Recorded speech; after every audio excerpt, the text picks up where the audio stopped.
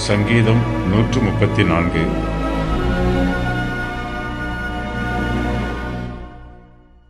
ஆரோகண சங்கீதம். சங்கீதம் 134 ஆரோகண சங்கீதங்களில் கடைசி சங்கீதமாகும். இந்த சங்கீதத்தை இயற்றியவர் யார் என்று தெளிவாக தெரியவில்லை. தாவீது இதை எழுதியிருக்கலாம் என்பது பொதுவான கருத்து. 134, 135 ஆகிய 2 சங்கீதங்களையும் எழுதியவர் ஒருவரே.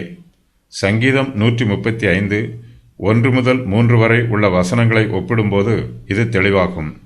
சங்கீத புஸ்தகத்தில் 15 சங்கீதங்களுக்கு ஆரோகண சங்கீதம் என்னும் தலைப்பு கொடுக்கப்பட்டிருக்கிறது. 134வது சங்கீதம் ஆரோகண சங்கீதங்களில் கடைசி சங்கீதமாகும். ஆரோகண சங்கீதத்திற்கு முடிவுரையாக இந்த சங்கீதம் எழுதப்பட்டிருக்கிறது. கர்த்தருடைய ஊழியக்காரர் ராக்காலத்திலும் தங்களுடைய ஊழியங்களை நிறைவேற்ற வேண்டும்.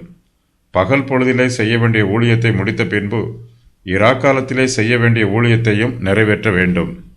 இந்த சங்கீதம் ஒரு உரைநடையைப் போல எழுதப்பட்டிருப்பதாக வேத பண்டிதர்கள் சொல்லுகிறார்கள்.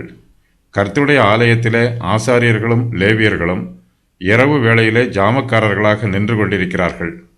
அவர்கள் தேவாலயத்தை காவல் காக்கிறார்கள். இராக்காலங்களில் கர்த்தருடைய ஆலயத்தில் நிற்கிற இந்த ஊழியக்காரர்கள் தங்களுடைய பொழுதை சும்மா போக்கிவிடக்கூடாது. ஜாமத்திலே அவர்கள் சும்மா இருக்கக்கூடாது. அவர்கள் எல்லோரும் கர்த்தரை ஸ்தோத்திரிக்க வேண்டும். கர்த்தருடைய ஆலயத்தில் இராக்காலங்களிலே பிரதான ஆசாரியரோ அல்லது ஜாமக்காரருக்கு தலைவரோ கர்த்தரை துதிக்கிறவர்களை ஆசீர்வதிக்கிறார்.